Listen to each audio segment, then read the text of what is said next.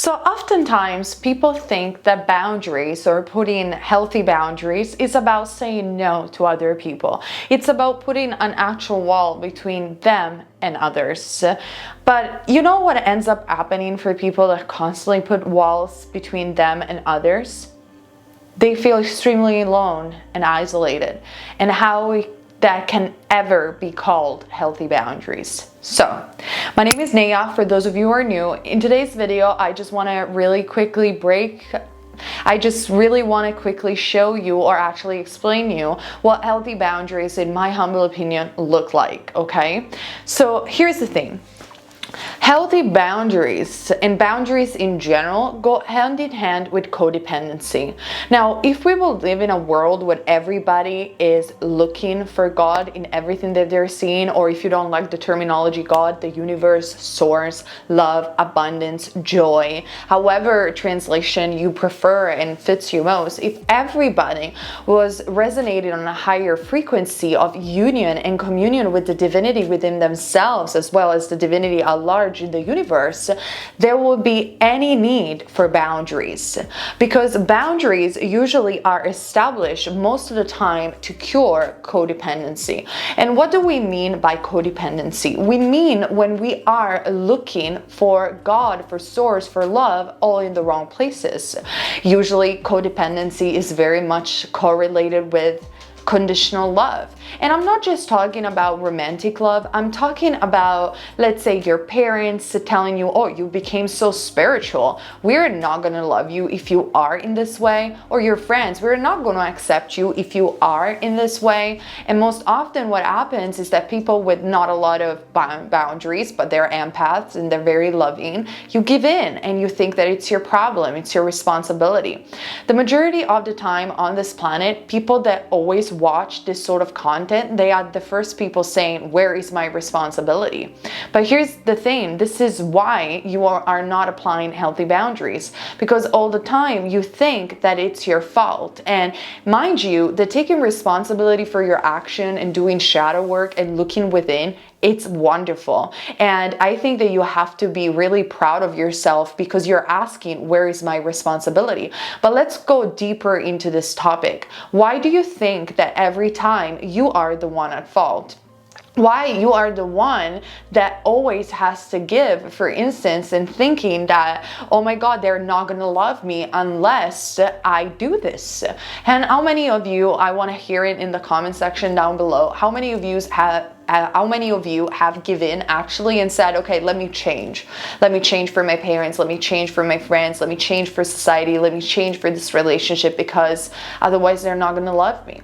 And here's the thing, when codependency it's being portrayed in this reality, it's never the fault of the people that are demanding, because sometimes you could be the one demanding, but it's a game that both of you guys are playing, because everywhere you see, you're only seeing what you're looking for. And what you're looking for, it's love, all in the wrong places. It's that easy. And so why boundaries? Why healthy boundaries are so important? Because it's never about saying no to the other person. Let's say the example of friends, right? Oh, you became so spiritual, you're weird. Like if you're talking about this stuff when we are around, we don't want you to be around, you know? It's very uncomfortable for us. And so what happens is, if you are in a codependent pattern, either you give in or you just no, you say no and assert your boundaries and go away frustrated and alone and feel worse than before. And then eventually what it's going to happen, that either you're going to attract the same pattern, or you're going to go back to your friends apologizing because you feel alone and empty inside, and there you go, where are your boundaries? So saying no necessarily doesn't cure, doesn't heal anything, because it's not providing you with that healing modalities, so where boundaries can be really established and stay for the long term. What boundaries, in my humble opinion, look like is, let's say your friends, we don't accept you if you're talking about the spiritual Akashic field or these videos that you're watching. We're not interested, we don't believe in this thing, so you make us feeling really uncomfortable. Or let's say a loving relationship or romance, or your parents, whoever that is, if you are going to do this, this is how you make me feel. You make me feel bad. That's why I think you should change. And mind you, sure, take responsibility, see if you're doing something wrong to the other person. But if that is not the case, you're not doing anything wrong, you're just being yourself, don't say no immediately. Because saying no immediately will lead you back immediately to that sense of loneliness and just removing your boundaries straight away. Go inside yourself, take responsibility, cry if you need to cry, but then look for love within yourself. Look for that divine connection. I mean, we were talking about spirituality and people get so triggered when I even mention the word God or the word source.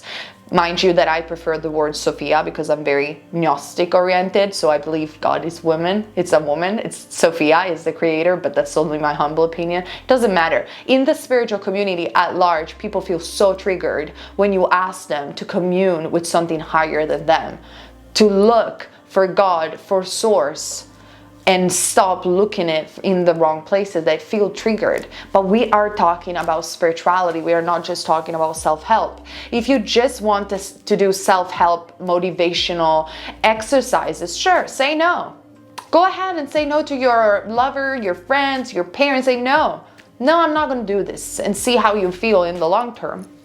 You will probably feel empty, like I said. But if you, instead of saying no, you don't become reactive to what they're saying. You just literally do like a bit like Pisces will do. You take a break. You cry if you need to cry. You go within, you heal, and you connect with that inner truth that you are. Because love, it's not outside of you. It's who you are, believe it or not, at the core. And not romantic love. You are an unconceivable energy of love. You are an extension of source energy, of creator. And when you commune with God, with the divine, with source, everywhere you look, you're only seeing what you're looking for. And if you're looking for love, all you're seeing is love. So by the time that you have processed your communion with the divine, you go back to these people with compassion and not anger in your heart, because everywhere you look, you're only looking for God.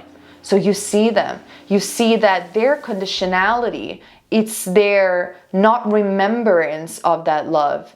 It's them blaming you for how they feel rather than looking inside themselves. It's them not remembering who they are and their divinity as well, which doesn't make you, because you do remember, better than others, but you can show them through your action, and that's all. You're not better. You're not better than anyone because you're spiritual, you meditate, you take responsibility. You're not. You have realized something that is powerful for other people too, believe it or not. So when you go back and you're not reactive, you don't react with anger, with a no, with a wall. You go back and you talk to them and you're like, listen, I'm very sorry that you feel in this way. I truly am. And you are genuine about it. You forgive yourself, you forgive others in a genuine way. I'm sorry you feel in this way about me, but this is who I am. And no, I am not going to compromise on my spirituality because that makes you uncomfortable. I am not going to compromise on who I am because that makes you uncomfortable. I took my responsibility. I own my responsibility, but this is who I am. That's not saying no to people. That's asserting yourself. This is what healthy boundaries look like. Healthy boundaries are not a no made with anger or frustration. Healthy boundaries are a yes to the universe and to yourself. And the only way, in my humble opinion, to achieve healthy boundaries, it's to find God. It's to find the divine within you. Because otherwise, how you're going to find the strength to say, this is my authentic self. I am not going to change myself, my passion, my love that I don't think is hurting anyone, mind you. Because we are not talking about you hurting people. We're just talking about you being yourself, right? I hope you're following me through on this one. How can that be hurtful to others? Just being yourself. And if others want you to change and want to take from you, you are not saying no, you're just saying, this is where I'm standing. So boundaries are not a wall. Boundaries are your aura. Boundaries are your auric field that it's not leaking energy out. If you could see auras, which many of you can, you will see someone with very strong, healthy boundaries with a beautiful expanded aura around them, able to protect that person. And this aura expands through the body and then it stops. So you're meeting another person and these two auras, these two energy are not clashing. They're respecting each other. This is what you will see if you will see two people with healthy boundaries together having fun. You will see energy intertwining in respect and harmony, not conditional, not asking, not blaming, because they have found their own divinity. And this is where you find strength to be yourself, to be your authentic self, because you know in truth, in your heart, that you will never be alone. When you know through experience, through meditation, through spiritual journeys, so through shamanic journey, plant medicine, through near-death experience, whatever is going to be for you, it doesn't matter. But when you have experienced that we are not alone, we are not alone, and you are more than the body, you are more than the mind, and truly happiness, or better, joy, it's found in this communion with the divine. Establishing healthy boundaries is not difficult. You do it with respect, you do it with love, you don't do it with anger. And this is how you use healthy boundaries. It is about staying truthful to the core of your being. Then obviously healthy boundaries can also, in a more mundane perspective, take different approaches. Like I always advise my client because we have to live in this reality, believe it or not. So you have to go to work, you have acquaintances, you have business deals that you have to deal with. So how do you really apply boundaries in that respect? Because you can't always do it the same as you will do with a friend or a lover, like I just explained.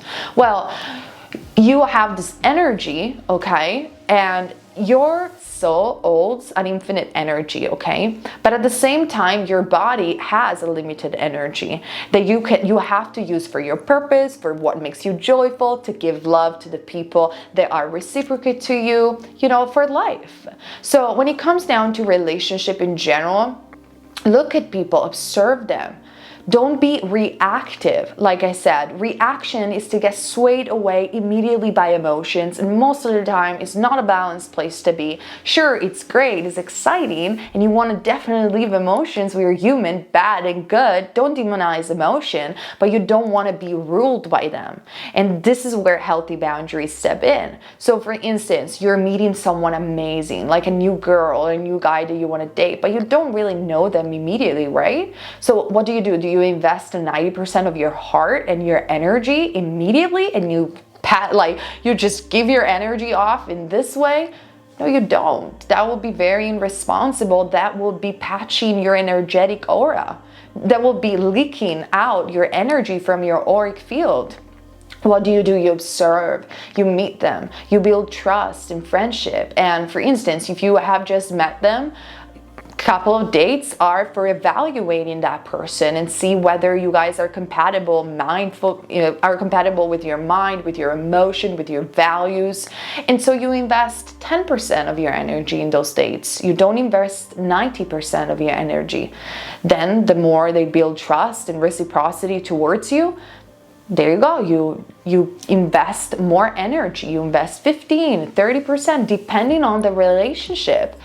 And depending on what you're also having back, believe it or not. And this is not being selfish, it's being responsible. And once you understand how to give in a responsible way, and you show yourself up to the world authentically because you have found your strength in the communion with divinity, like I explained even in my video, how to find your patron deity, that's how you established healthy boundaries. And that's when, yes, some people might fade away from your life because you're doing this, but then your vibration is going to attract people that are harmonious towards you. It's going to attract people that are going to say yes to themselves and to the universe, and they are not necessarily needy. They're not desperate to blame you or to looking for love in you. Yes, I said that. They're not looking for love in you. They have love and they just want to share love with you. They don't talk at you. They talk with you. And that is how you establish healthy boundaries, and now you attract healthy relationships. So this is all that I want to share today. It's a tiny bit of a peel and a perspective on what it is to have healthy boundaries. In my humble opinion, let me know your thoughts in the comment section down below, and I see you guys later in another of my videos. And follow me on Instagram for having more messages from the spirit world as well. You follow me on nayad.visions. Bye guys.